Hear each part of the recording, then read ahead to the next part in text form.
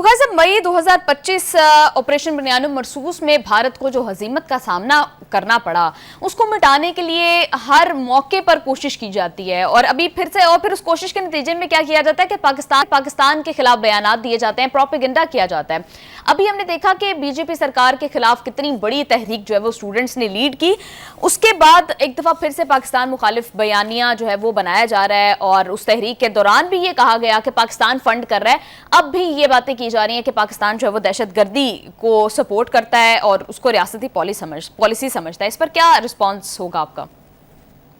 دیکھیے، پہلی بات تو یہ ہے کہ یہ ہم نے ماضی میں بھی دیکھا ہے کہ جب بھی کوئی انٹرنل سٹرائف ہوتی ہے تو بھارت کی طرف سے، بھارت کی لیڈرشپ کی طرف سے، اور خاص طور سے بی جے پی کی طرف سے کوئی نہ کوئی پکھنڈ مچا کے اور پاکستان کے اوپر الزام تراشی کا سلسلہ جو ہے وہ شروع کر دیا جاتا ہے۔ ایک اتنی بڑی تحریک چلی ہے وہاں پر، چاہے وہ کاکروچ پارٹی تھی، چاہے وہ دوسری اس کے ساتھ جو جماعت تھی، انہوں نے مل کے بینڈ بجا دی بی جے پی گورنمنٹ کی اور مودی کی۔ وہ جو اس کے بارے میں اتنے بڑے بڑے دعوے کیے جا رہے تھے کہ استعفے کی بات کرنے والوں کو دفن کر دیں گے، یہ کر دیں گے، وہ کر دیں گے، الٹیمیٹلی اس ایجوکیشن منسٹر کو استعفیٰ دینا پڑا ہے۔ اور جس طریقے سے وہاں انہوں نے جشن منایا ہے اس استعفے کے اوپر، وہ منظرنامہ سب ہمارے سامنے ہے۔ اس چیز کو اس کے ساتھ ساتھ آپ نے دیکھا وہ جو دنیا پور میں جو کچھ ہو رہا ہے وہ اپنی جگہ ہے۔ جتنا کچھ بھی ٹرمائل اس وقت ہندوستان کے اندر ہے، اس سب سے توجہ ہٹانے کے لیے ان کے پاس ایک آسان نسخہ ہے، جسے وہ شاید سمجھتے ہیں کہ ایک ٹائم ٹیسٹڈ نسخہ ہے کہ پاکستان کے اوپر ملبہ گرا دیں۔ جس قسم کی گفتگو راجناتھ نے کی ہے، جو ڈیفنس منسٹر ہیں ان کے، جو اس وقت ہمارا موضوع بھی ہے، وہ یہ کہ اس کو صرف پاگل پن قرار دے سکتے ہیں آپ۔ دو تین چیزوں کی تکلیف ہے بہت بھارت کو اور بھارت کی لیڈرشپ کو۔ ایک تو یہ کہ وہ دنیا میں پاکستان کو آئسولیٹ کرنے چلے تھے، نتیجتاً خود آئسولیٹ ہو کے بیٹھے ہیں، کوئی منہ لگانے کے لیے ان کو تیار نہیں ہے۔ جعلی ایوارڈ جو ہیں تشکیل دلا کے چھوٹے چھوٹے ملکوں سے اپنی پاپولیرٹی کو مینٹین کرنے کی ایک بہت ہی بھونڈی اور بہت ہی گھٹیا قسم کی کوشش جو ہے وہ مودی حکومت کی طرف سے کی جاتی ہے، لیکن انٹرنیشنل ارینا میں ان کو کوئی منہ لگانے کے لیے تیار نہیں ہے، نہ کسی نے کبھی کوئی گھاس ڈالی ہے۔ یہ ان کے لیے ڈوب مرنے کا بھی مقام تو اپنی جگہ ہے، لیکن یہ کہ وہ سمجھتے ہیں کہ اس وقت پاکستان کے اس بڑھتے ہوئے اثر و رسوخ کو as a peacekeeper, as a military power, as a atomic power, as peacemaker, یہ سب کچھ کیسے برداشت ہو سکتا ہے ان سے؟ اس لیے وہ اپنے گٹر کا منہ کھول دیتے ہیں، اور جو گند اور بدبودار چیزیں ان کے منہ سے نکلتی ہیں اس کو اگنور کرنا بہت ضروری۔ میرے خیال سے پاکستان کی صحت پر اس سے کوئی اثر مرتب نہیں ہونا چاہیے، اس لیے کہ پوری دنیا دہشت گردی کے حوالے سے ہمارے موقف کو تسلیم کرتی ہے۔ ہم نے ہوا میں باتیں نہیں کی ہیں، ہم نے ہمیشہ ڈوسیئرز کے ساتھ اور ان میں ویڈیوز، آڈیوز اور دستاویزی ثبوتوں کے ساتھ بات کی ہے، اور ہماری بات جو ہے وہ تسلیم کی گئی ہے۔ ہم نے 5 ورلڈ پرماننٹ جو پاورز ہیں یونائٹڈ نیشن کی سیکورٹی کونسل میں، ان کو بھی ڈوسیئرز بھیجے ہیں۔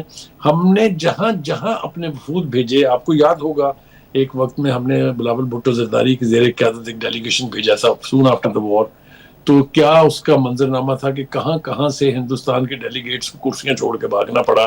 تو کہنے کا مطلب یہ ہے کہ راجناتھ جو کچھ بھی ومٹ کر رہے تھے، وہ ان کی وہ ہزیمت ہے جو ان کو پوری دنیا میں اٹھانی پڑ رہی ہے۔ بالکل ٹھیک ہے۔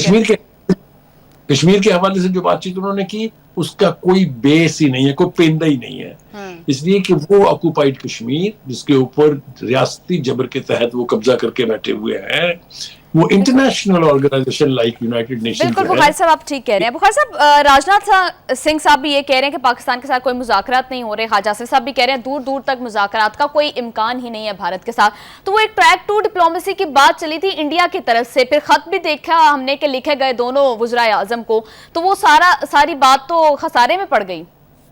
دیکھیے، اگر بھارت بات چیت کے ذریعے معاملہ جات کو طے کرنا چاہے تو پاکستان نے تو اس کو ہمیشہ پوزیٹیولی رسپونڈ کیا ہے۔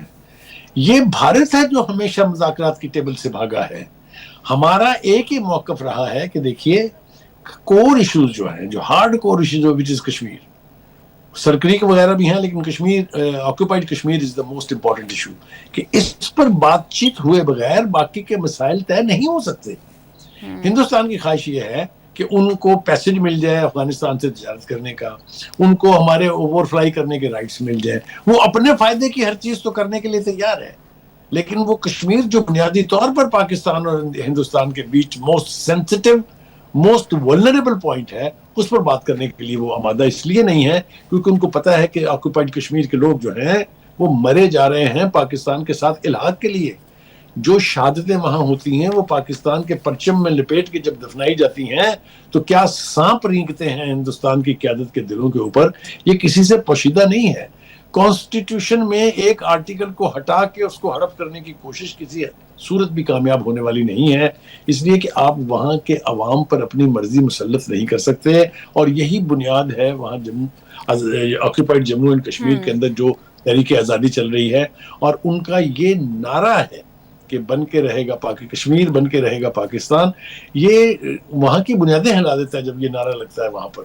تو راج ناتھ جو مرضی کہتے رہیں، جس طرح مرضی کوشش کریں ٹلٹ کرنے کی صورتحال کو پاکستان کے خلاف، اب کوئی بھی ان کا دانہ چگنے نہیں جا رہا ہے.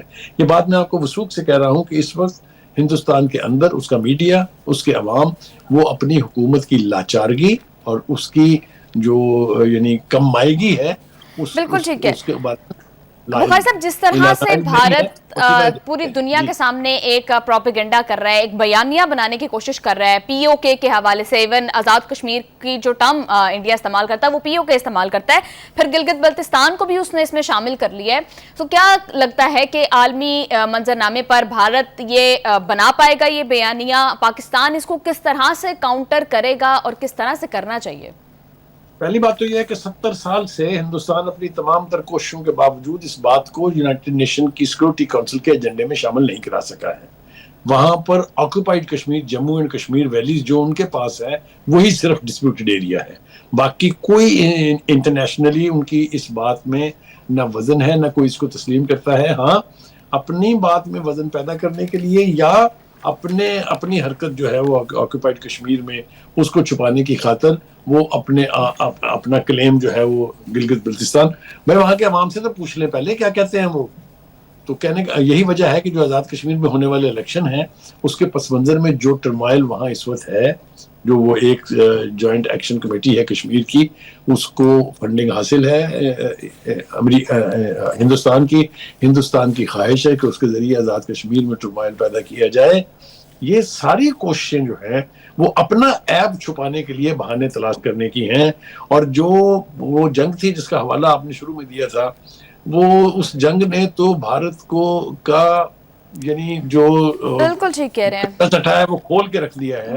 بالکل بخاری صاحب آپ ٹھیک کہہ رہے ہیں. ویسے بھی خواجہ آصف صاحب کے بیان سے یہ بات بڑی واضح ہو جاتی ہے کہ جس طرح کے بیانات بھارت دے رہا ہے اس کے ساتھ امن کی جو وہ دم توڑ چکی ہے.